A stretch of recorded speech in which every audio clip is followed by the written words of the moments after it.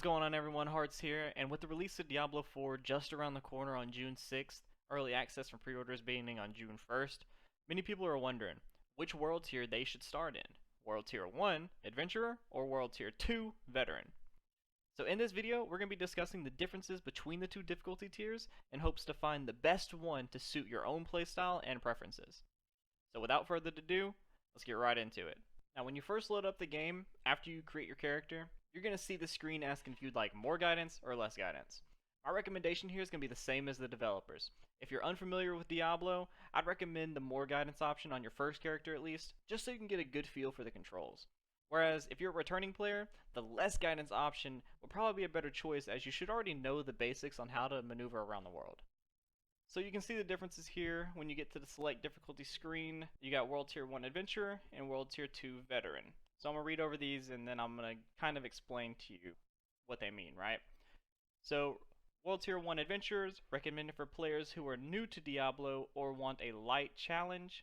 Enemies are easy to defeat. And then you go over to World Tier 2 Veteran, recommended for Diablo veterans who want more of a challenge. Enemies are more challenging, monsters give 20% increased experience, and monsters drop 15% more gold. Now, when you read this and you think, okay, well, I've never played Diablo before, maybe I should go World Tier 1 Adventurer. I want to go ahead and just give you the confidence that World Tier 1 and World Tier 2, the difficulty between these two tiers is not as significant as you may believe.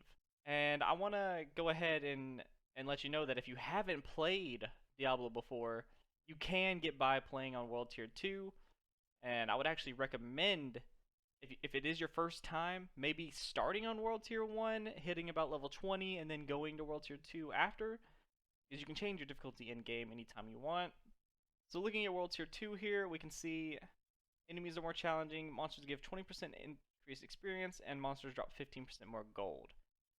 So I'm going to go ahead and just go over this, and we can kind of see the differences between the two here, right? So for the beginning of the game, gold is irrelevant due to the low level items costing far less than the higher level items earned in the end game on like World Tier 3, 4th, right? Another thing, drops aren't increased in World Tier 2, so playing on World Tier 1 and World Tier 2, you're going to get the same percentage of drops when it comes to items that are dropping for defeating dungeons or bosses. Not only that, but bosses have significantly less HP on World Tier 1 as opposed to World Tier 2, so if you have trouble with bosses, you can easily go to World Tier 1 and beat them. Another thing, the 20% XP boost is not as significant as it sounds. It really isn't. This is because in World Tier 1 or 2, you're mostly completing quests and following the storyline of the campaign. The 20% XP boost doesn't apply to quest. Rather, it only applies to the amount of XP rewarded for defeating monsters. So this is important to know because the main source of your leveling XP is going to come from completing quests and progressing through the campaign. Also, depending on the class you choose, you may find it harder to blast through these monsters in the early game. So let's just give an example here, like a player that chooses a sorcerer, necromancer, or rogue may have a much easier time defeating monsters in the early game than a player that chooses Barb or Druid. Now, I'm not saying Barb and Druid are bad, but from what I've seen from the beta and the server slam, it is pretty obvious that those two classes will struggle a bit more than the others in the early game. So I guess the question remains, why would you ever choose World Tier 2 over World Tier 1 when beginning a new campaign? Well, that's a good question. Me personally, I'm going to be choosing World Tier 2, and I can kind of explain that to you right here from this Reddit post that I noticed earlier. So which world tier are peeps starting in? Which world tier are peeps starting in? Is the bonus of Tier 2 worth it? So I'm going to go with what I posted so you can kind of see. So I said, I really wish that there was more incentive to start in World Tier 2, like better loot, a higher percentage of legendary, etc., but there isn't. So if you're only concerned with the in-game content, then I guess World Tier 1 would get you there faster.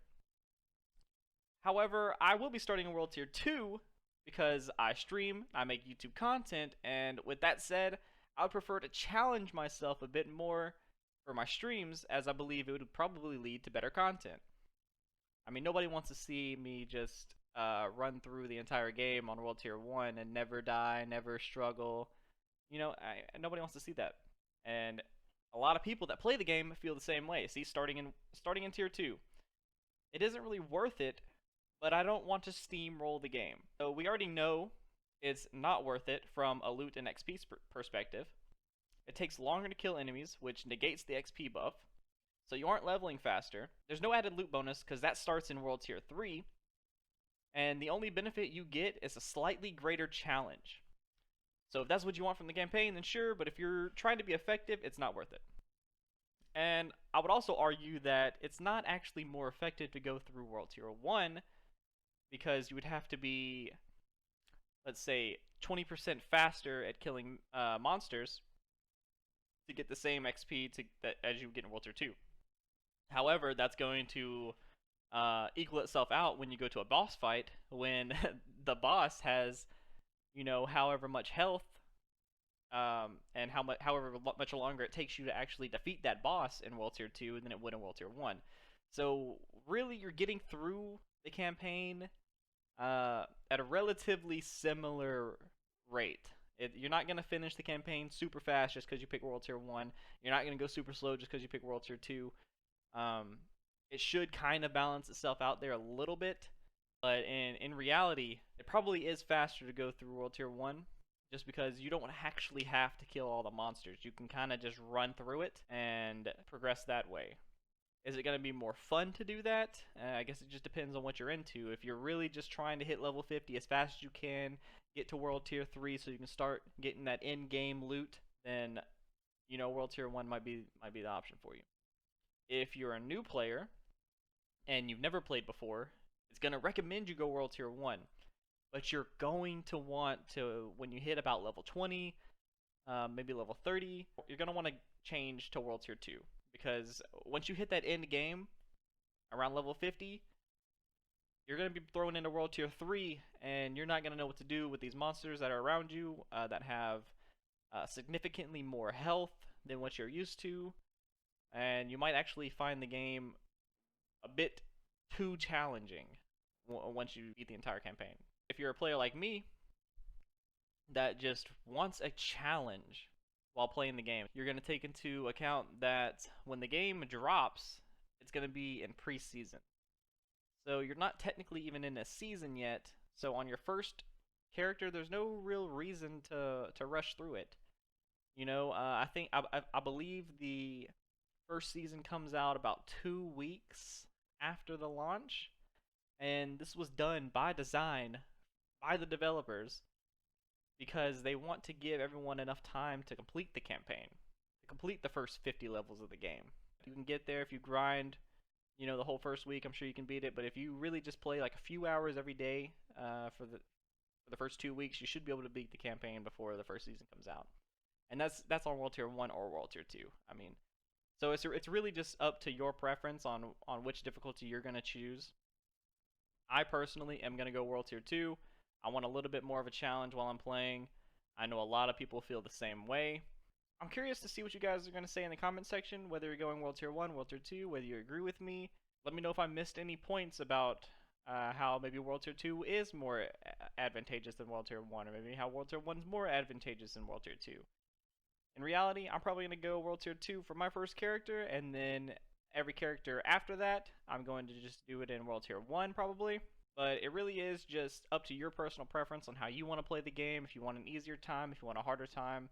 Either way, by the time the first season comes out, I plan to be at least level 50, grinding my way through World Tier 3, grabbing my own legendary loot, and enjoying some of the in-game content that releases with Season 1.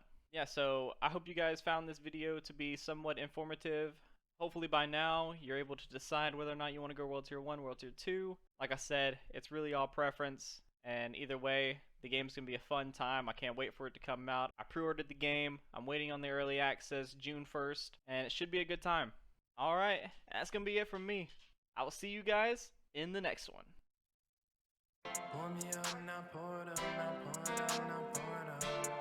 Cause I would tell these motherfuckers no cap, but I wore it once. It had a gown with it. My bass boom, my surround kicking, no downshifting. Bitch. Pour me a cold drink. I'm trying to celebrate. Living the fast lane. Sipping on champagne.